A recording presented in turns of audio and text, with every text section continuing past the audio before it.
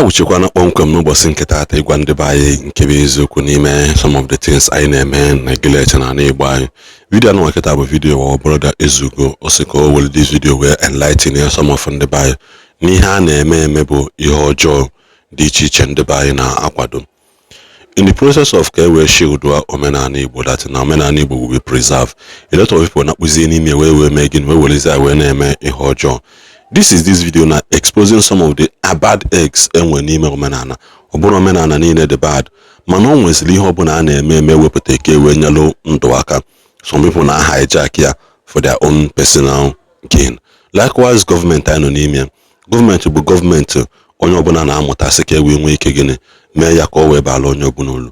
Mana ọnụ ọbụla ndị mmadụ ji ihe ọbụla ndị mmadụ kparala aka ha hijack ya to their personal interest. Enwere obodo gọọmenti na-alụ ọrụ nwekwa n'obodo ọ da-alụ ọrụ.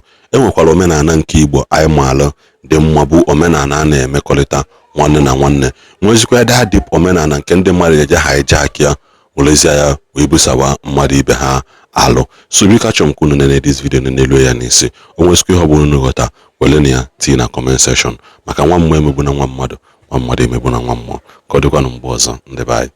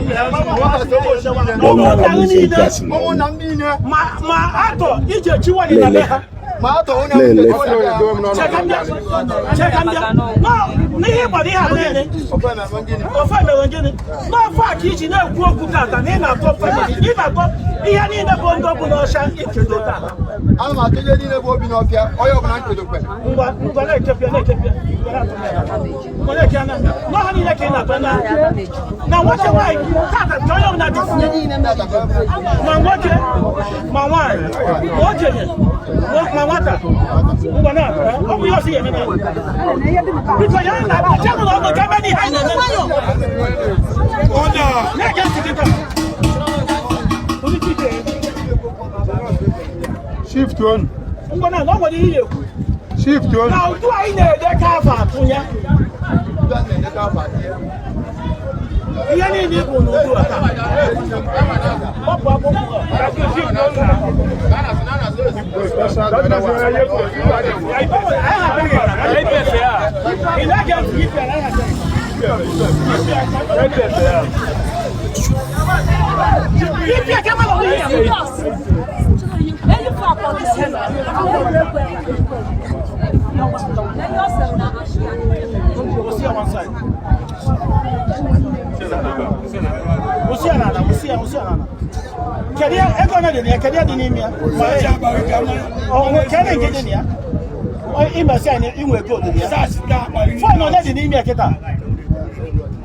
Okay. Oh my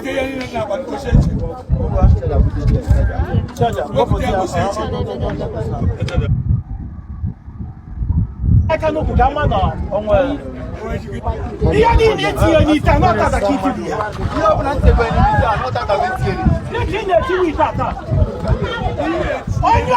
what can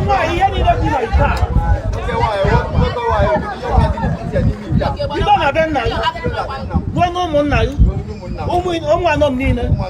Oboshinina. Open up and Jagrina. What can I open up Anita? What I can do with that? You open a bar with Punisianita. You open a bar with Batia. You do it up. Yanina Ganadin. Open up. One must keep the Siena Bia. Malume.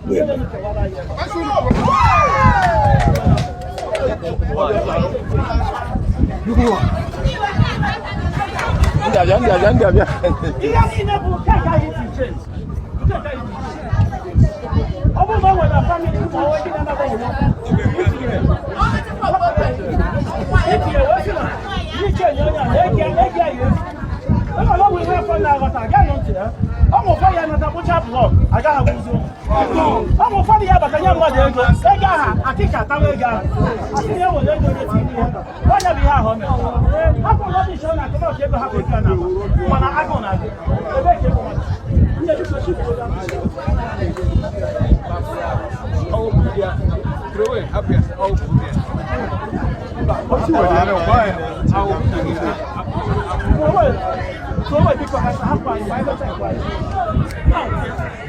onye bụ na ego ya batara n'ite afọ ya akwụkwọ n'isi ya batara n'ite ikwuru okwu gbuo anụ tinye n'ime ya ma ọ kaikaikai ma o were ọdị tinye n'ọtata dịka ị na-ebe ihe egbochi ịnọ n'anyanwụ dị anaghị asọ isi ị na-ekwupụta ata n'ezinụlọ ya ha asọzi isi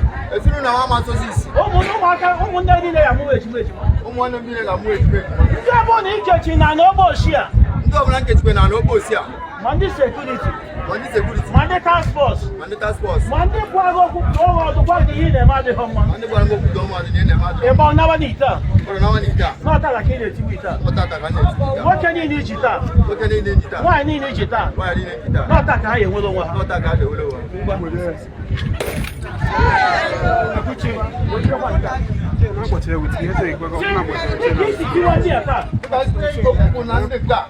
ihe amụsụ niile iji n'aka ndị mmadụ amụsụ bikos ị na-agwa ihe niile iji agwa ndị amụsụ mana oke nwe onye okpochi gwara amụsụ anyị ndị bụ niile gbara ọsọ maka amụsụ na ihe niile iji amụsụ ọ bụ ndị amụsụ chụwa ndị niile ji ọgwụ amụsụ dịka amụsụ na-anaghị efe n'ehihie ka ikike niile nyere n'ọtata ka ọ daa n'ala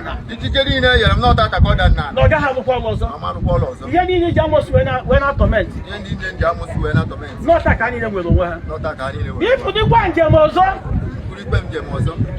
onye doro anya ebe a wee sị onye so n'iso onye anọ n'iso wee gbapụkwa ọsọ ọzọ bụkwu ya nkụrikpe njem ọzọ wee sị ụmụnne m ọya na iso onye okpochi ọbụla n'iso ọbụla dị ya n'obi wee fukwa ọzọ anaba anyị okpochi anyanwụ be anyị ikuku ị na-eku taa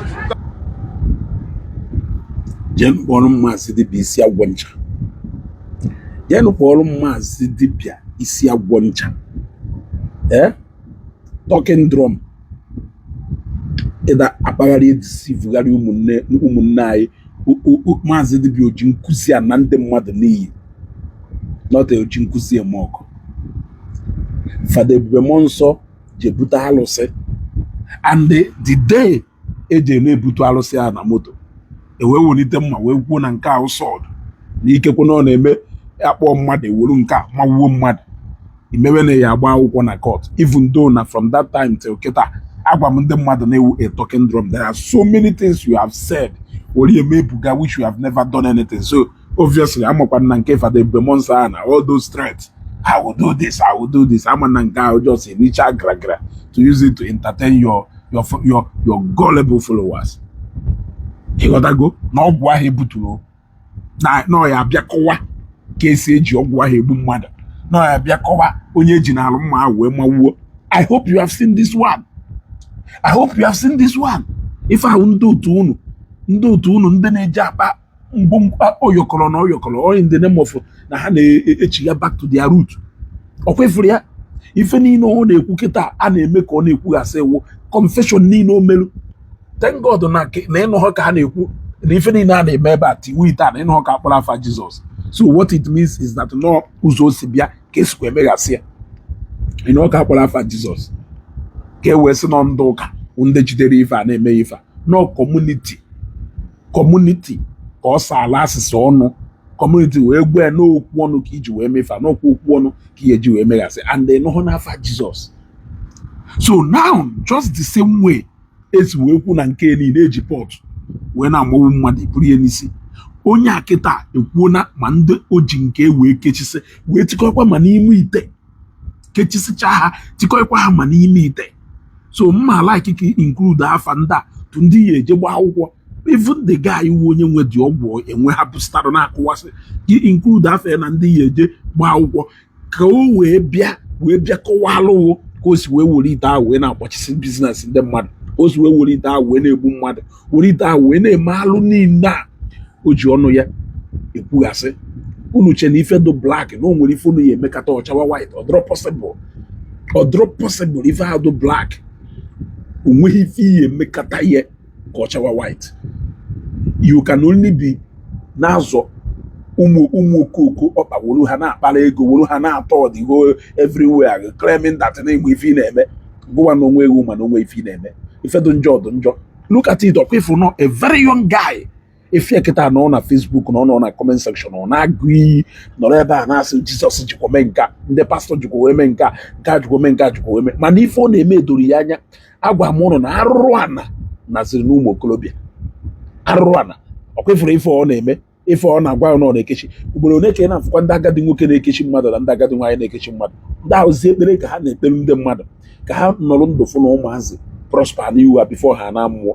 Ụmụ okolobịa kịta kpoju obi tii n'azụ wo ha wode advantage of message Mathias Amasị dibịa wee baa na ụzọ ịna n'iyi wee bụrụzie ọgwụ a na-eji agwọ agwọ n'azụ, na-agwọzi ọgwụ a n'ihu ndị mmadụ, na-agwọzi ọgwụ a n'anya ofufo ịkpagharịba na ilo niile before isi from beginning of ile alụ and ya fụzụ ụzọ shop 5, 6, 7 ebe a na-ele ma ife eze nwaanyị, ma ife eji agwọ ọgwụ, ma ife dibịa ji agwọ ọgwụ, ife na-eme igo mgbe wuru nwayọọ mere amịrị wee jegolu. Ịghọtago kịta onye ọ na-ejezi onye kwado ije kechi mmadụ o jee na roadside shop jegokọrọ ife oya ejide kechi mmadụ, okechicha mmadụ o were je tụpụ ya n'ilo all in the name of no jere ịchụ aja, all in the name of no jere ime ofufe, mana mmadụ ka okechichalụ ụfọdụ tima na-akpati ozu jedebe na abụ ụzọ ịnọ. Ịghọtago ndụ nọ na-aghọwo ndị ebele na-emelụ na-enye gee ntị ya jee gbaa onye nke akwụkwọ ka iPhone ka ha bịa kọwa ebe ha amụghọ na-eji rọbish niile ha na-eme were akpa nsị, were na-egbu mmadụ, were na-ekechi mmadụ, were na-aghasasị ife ndị mmadụ na-eme. Bịa gbaa onye nke akwụkwọ ifuru ebe a na-ebutu nke egbemọnsọ ha na-ebutu fada egbemọnsọ ha na-ebutu ekwuo na-eji mma amanwụ mmadụ n'ite na-asị n'ihi eje gbaa akwụkwọ ka a bịa kọwalụ ka esi eji ite aha amanwụ mmadụ. Jee gbakwuo onye nke akwụkwọ na onye nwe nọ na-ekwu ya ka ọ bịazie pruvuoru etu o si ekechisi ndị mmadụ atụ n'ite ahụ a na-emegheri